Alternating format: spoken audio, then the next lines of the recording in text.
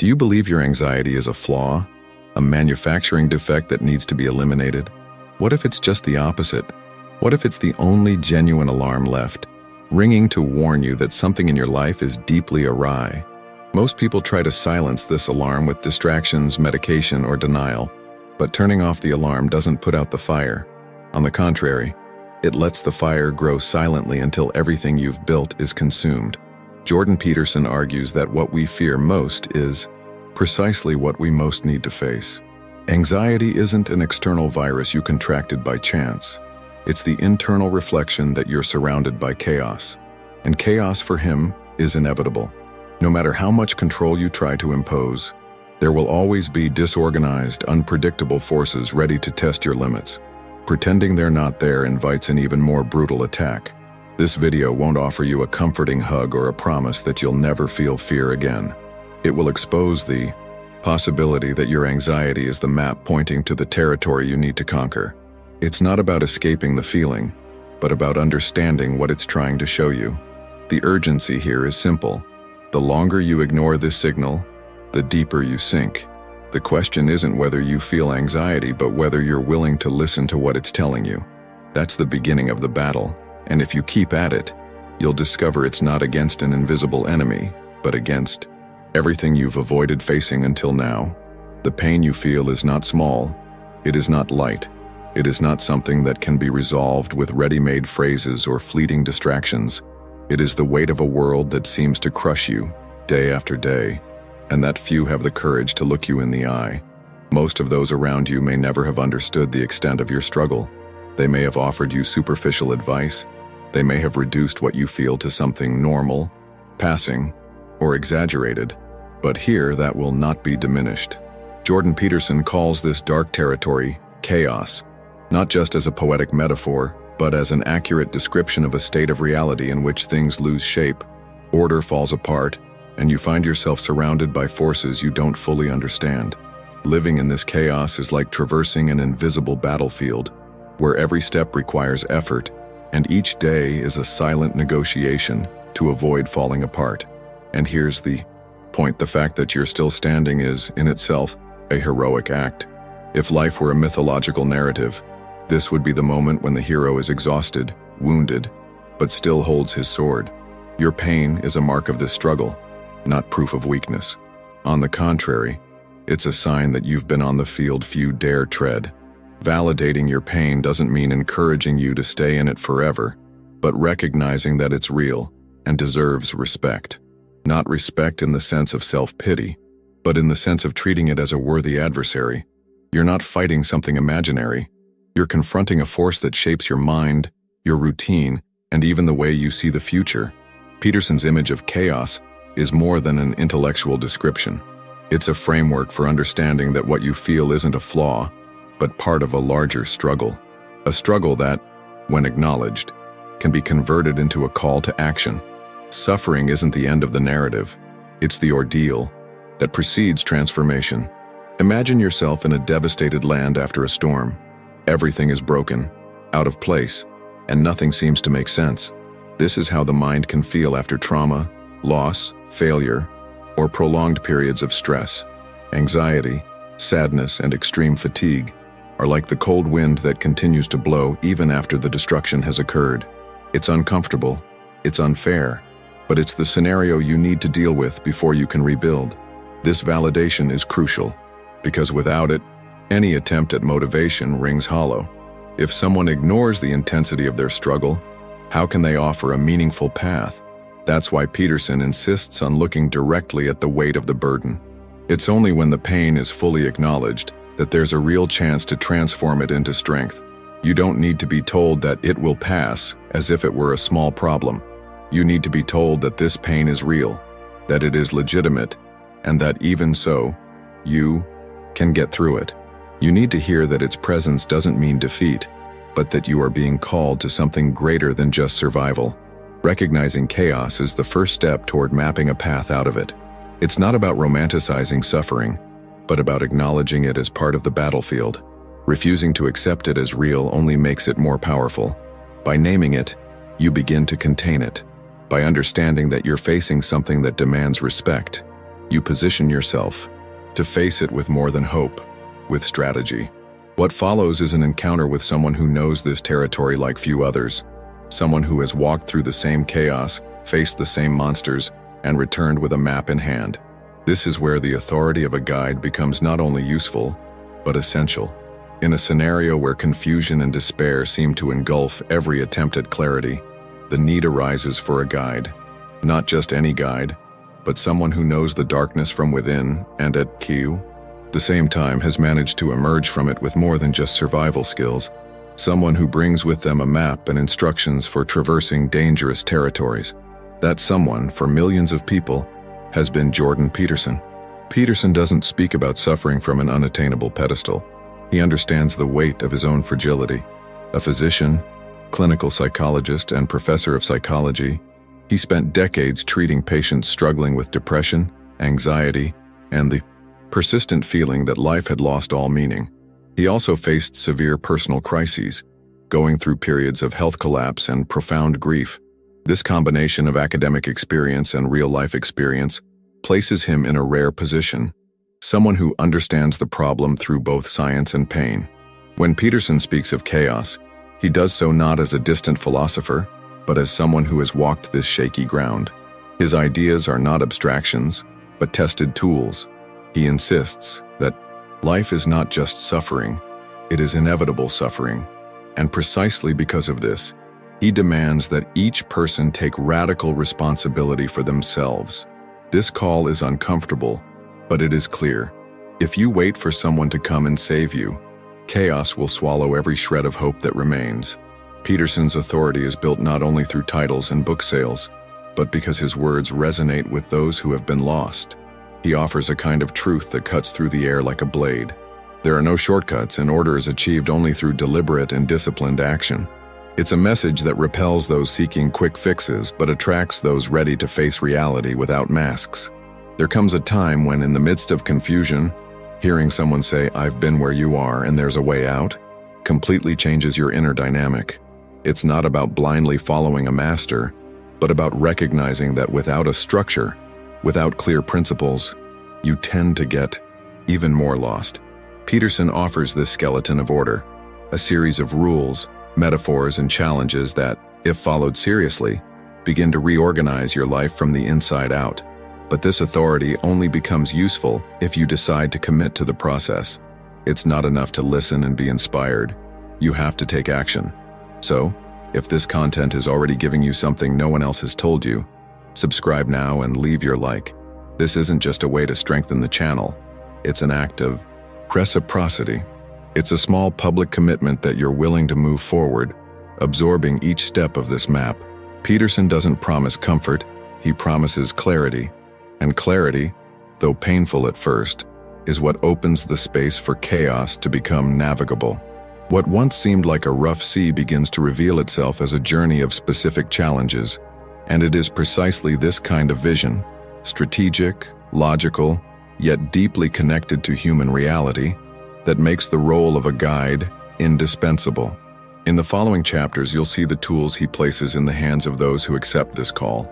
Conceptual weapons, yes, but also concrete habits that, repeated, have the power to transform who you are. Before we cross into this next stage, the question is simple. Are you willing to follow a map that will require more effort than any easy solution, but that can lift you out of chaos forever? Jordan Peterson built his approach on pillars that offer no shortcuts or promises of immediate relief. He structures his ideas as an arsenal that each individual must learn to wield to face the chaos that surrounds them. These tools are not superficial motivational gimmicks, but principles of action that require discipline, courage, and persistence. The goal is not to eliminate anxiety or pain, but to equip the person to navigate them competently. The first tool is the battle metaphor. For Peterson, life is inevitably marked by conflicts, both external and internal, and any attempt to deny this weakens the capacity for action. When you see yourself as a soldier in training, each challenge ceases to be a personal injustice and becomes part of the field where your skills are tested. This shift in perspective is crucial. It places you in the role of an active agent, not a passive victim. The second tool is radical responsibility. Peterson insists that No matter how much external factors influence your life, true change only begins when you accept that you are ultimately responsible for your own story. This doesn't mean blaming yourself for everything, but recognizing that even in the worst-case scenario, there are still possible actions. Radical responsibility is like a shield. It doesn't remove the impact of the blows, but it prevents them from determining the end of the fight. The third tool is incremental order. Trying to reorganize your entire life at once is like facing an army without a strategy. Peterson recommends starting small, cleaning your room, establishing schedules, keeping simple commitments, because these small victories build the foundation for larger achievements. Each act of order weakens the chaos and strengthens the confidence that progress is possible. Another important weapon is the use of truth as a sword. Lies, even small ones, erode a person's inner structure, creating fissures through which chaos can enter. Telling the truth, especially when it's difficult, creates alignment between thought, word, and action. This inner integrity not only protects against moral collapse but also increases clarity in decision-making. These tools reinforce each other. A disciplined soldier who avoids lying and takes responsibility for their actions isn't invincible, but they become immensely harder to defeat. And here's a key point. Peterson doesn't present these weapons as optional, but as necessary for anyone who wants to navigate chaos with dignity. It's crucial to understand that this toolkit doesn't work simply by possession, but by continuous use. Reading about them or hearing them in lectures is just the first step. It's daily, repeated, and intentional practice that transforms concepts into real skills. And, as any warrior knows, training when there's no battle is what guarantees survival when war comes. If you've realized by now that these ideas resonate, that they make sense within the context of your life, it's time to commit to this learning journey. Subscribe now and leave your like. This isn't just a gesture to support this content. It's a symbolic mark that you're willing to equip yourself for battle, that you recognize the need for these tools and want to keep them sharp. By understanding these metaphors and principles, you begin to see that chaos is not an enemy to be destroyed, but a territory to be explored and conquered. Peterson's tools don't eliminate the existence of chaos, but they transform the way you interact with it. And it is precisely this shift that separates those who remain paralyzed from those who become capable of moving forward, even in the face of the most adverse conditions. There's a moment in every journey when perception shifts so profoundly that nothing is ever the same again. For those trapped by anxiety, this turning point occurs when they stop seeking immediate relief and start seeking responsibility. This shift in goal is simultaneously liberating and frightening, as it means abandoning the role of those waiting to be saved and assuming the role of those who decide to fight. While the focus is on relief, every step is guided by the desire to escape the pain. This creates a vicious cycle. Any situation that causes discomfort is avoided, and this escape further reinforces the chaos. Instead of becoming stronger, the person becomes more fragile, dependent on ideal conditions to function. It's like trying to survive in open fields by building flimsy shelters that collapse in the first storm. Peterson teaches that responsibility is the true antidote to this process.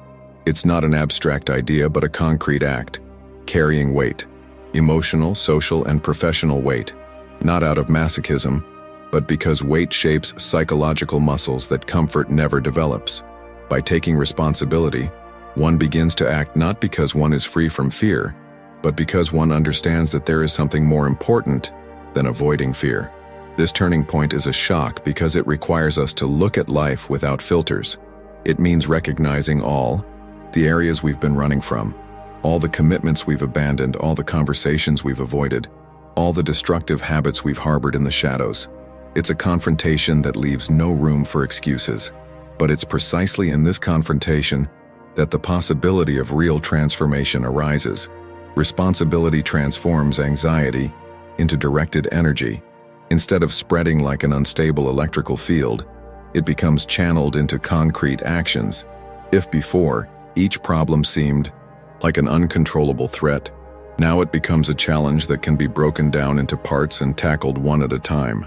It's not that the difficulty disappears, but the relationship with it changes radically. This shift in mindset creates a ripple effect. A weight carried consistently increases the ability to bear greater loads. And with each greater load borne, self-confidence grows. The person stops being a hostage to circumstances and becomes an active force capable of influencing their own destiny. This is the moment when anxiety loses its paralyzing grip and becomes a sign that there is new territory to conquer. Peterson doesn't romanticize this process. He admits that taking responsibility isn't easy, and that it often means facing losses, frustrations, and internal resistance. But he also asserts that there is no nobler path. Dignity isn't found in escape, but in the ability to bear what is heavy and meaningful. When you reach this turning point, you realize it's not just about improving your own life, but about becoming someone others can count on. Responsibility isn't just personal, it's relational. Carrying the burden also means being a pillar for those around you, a source of stability in an unstable world. If you've recognized yourself in this transition so far, if you realize that relief was never enough and that you're ready to take on something greater, now is the time to act. The next step isn't waiting until you feel ready, but deciding to prepare as you go. Chaos doesn't disappear, but it ceases to be the enemy that controls you. It becomes the field where you prove to yourself that you can win. Chaos, by its nature, disorganizes the mind. It confuses priorities, distorts perceptions, and creates a constant noise that impedes clear decisions. That's why Peterson turns to mental frameworks capable of organizing thoughts before disorder overwhelms them. These triggers aren't manipulative tricks, but conscious mechanisms for anchoring attention and action in productive directions. The first is directed curiosity. Chaos thrives on ignorance, on the habit of not asking difficult questions. When you start asking, "What exactly is wrong?" or "What can I do now to improve this situation even 1%?" you break the inertia. Well-used curiosity transforms anxiety into inquiry. Instead of running away from the problem, you lean into it and begin to dismantle it piece by piece. The second trigger is structured anticipation. Anxious minds constantly create vague and endless negative scenarios. Peterson proposes the opposite, creating clear and controlled anticipations. It's not about pretending everything will work out, but about visualizing the sequence of possible actions and the likely consequences. This gives the brain a predictable path through uncertain terrain, reducing the impact of the unexpected. Another trigger is rule setting. The human mind seeks order, and rules act as walls that keep chaos out.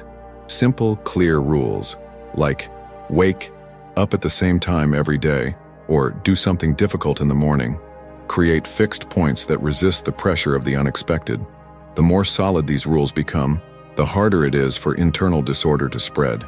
These triggers work best when presented as maps. A map doesn't eliminate territory, but it allows us to navigate it with less fear.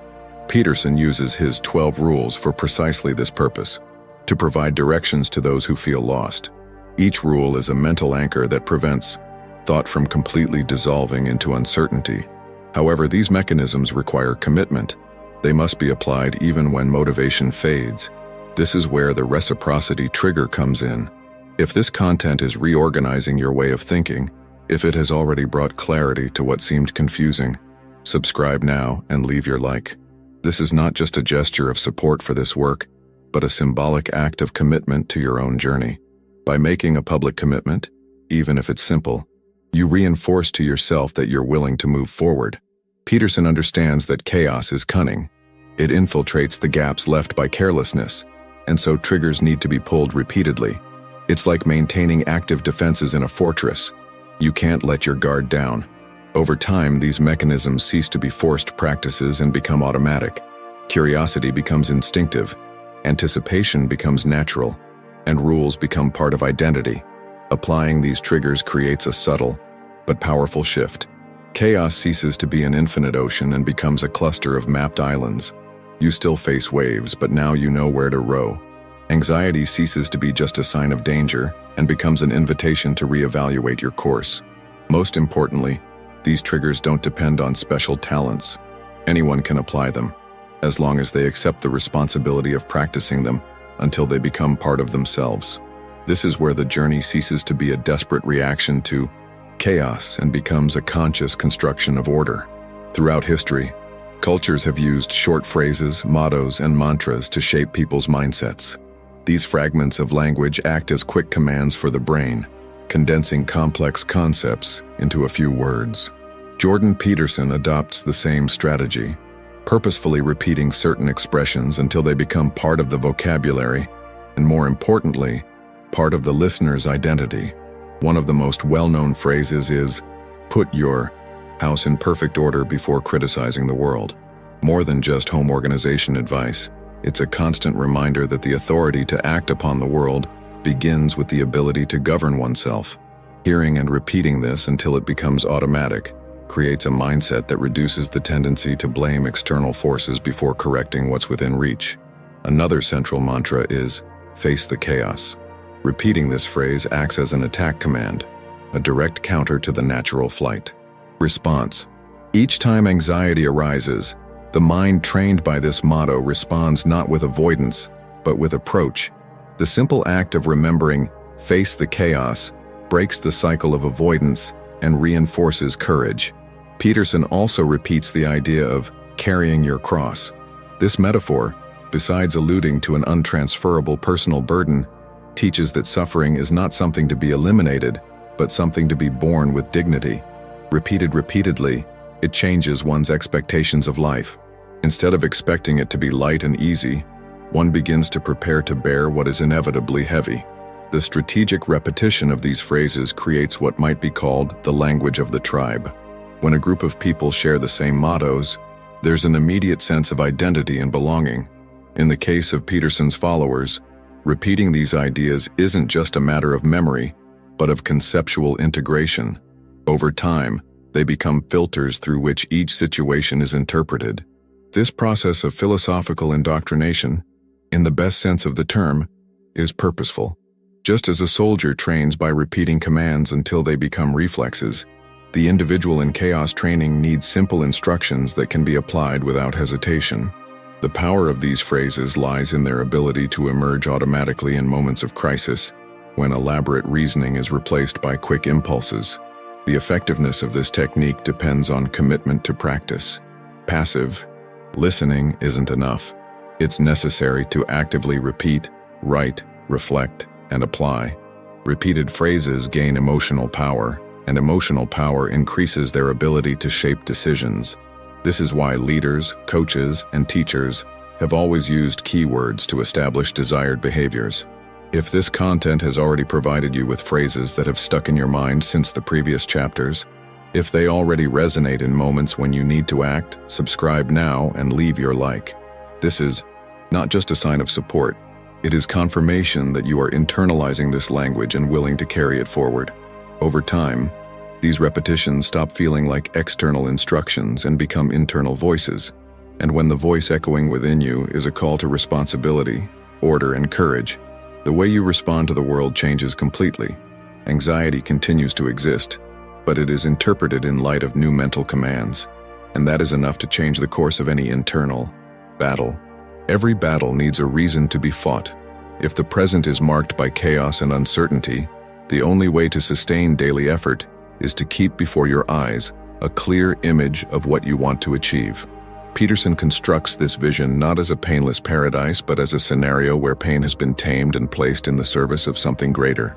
The desirable future isn't a life without problems, but one in which you've become strong enough to handle them. It's the portrait of a self who walks tall, looks others in the eye, and keeps their word.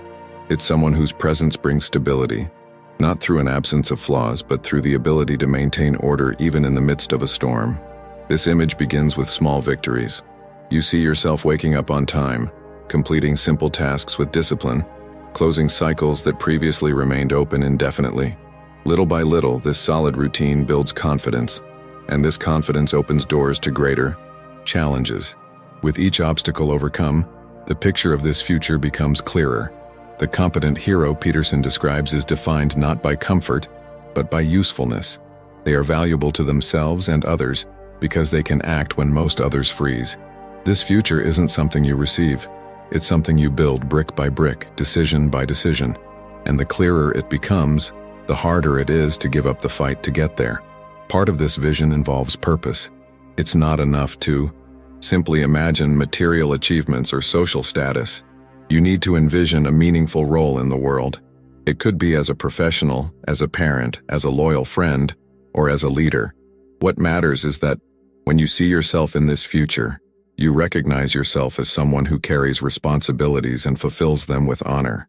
This future is also marked by inner freedom, not the illusory freedom of doing only what one wants, but the true freedom of not being a slave to fear, impulsiveness, or inner chaos.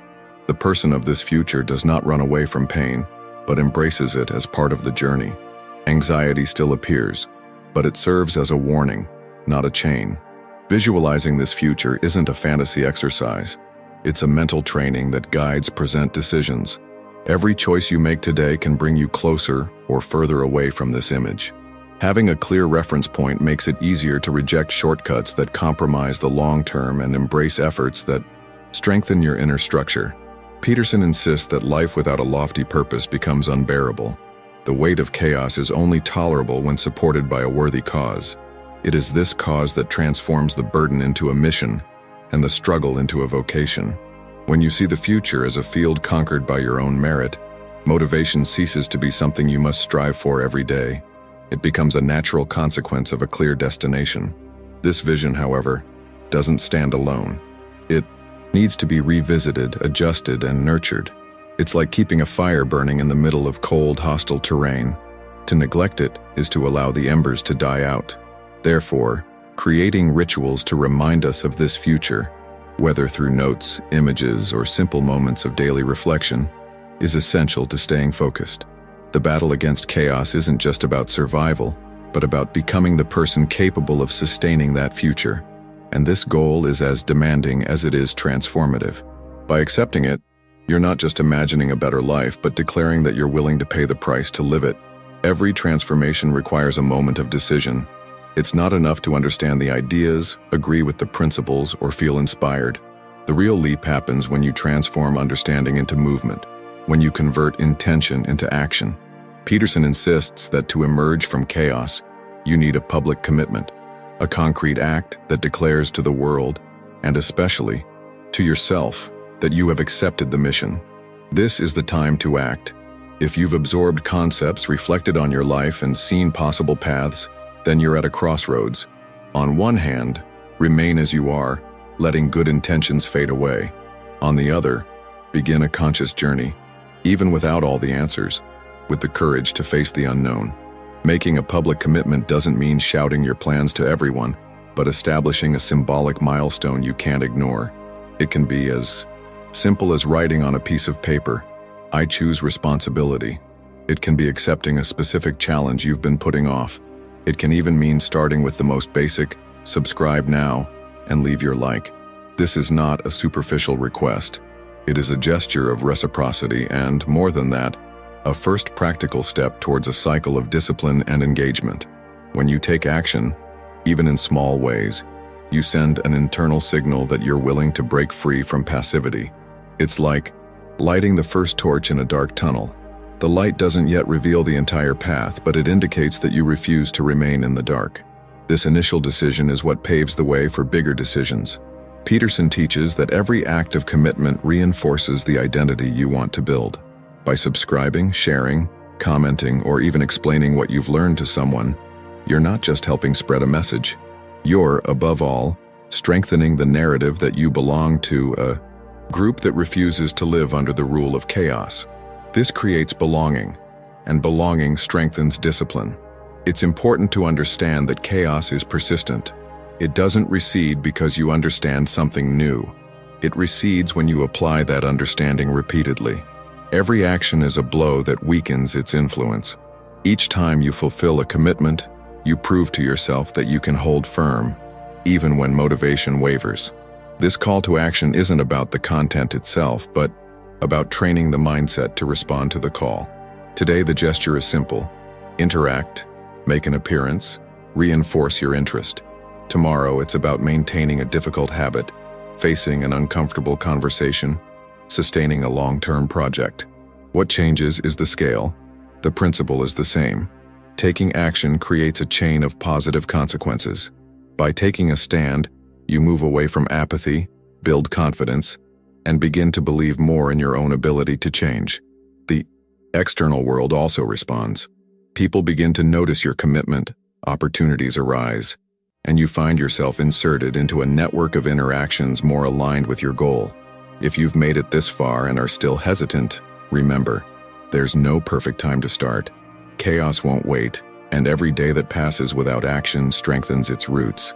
The decision you make now, even if it's just interacting with this content, is the seed of everything that will come after. So, take charge. Declare your commitment through visible actions. Make this the first step in a long series of victories over inertia. And when you look back, you'll realize that this simple choice was the turning point in your story. This entire journey, from recognizing chaos to building a desirable future, needs to be consolidated into a central message that can stand the test of time.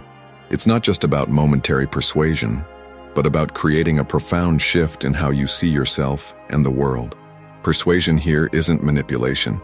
It's the logical and emotional organization of ideas that reveal a possible and necessary path.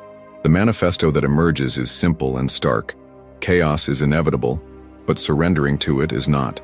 Life will not be safe, predictable, or entirely controllable, and this reality is not a personal injustice. It is the human condition. If you accept this premise, you already distance yourself from the masses who waste energy trying to avoid the inevitable. Peterson's persuasiveness lies in blending logic and heroic narrative.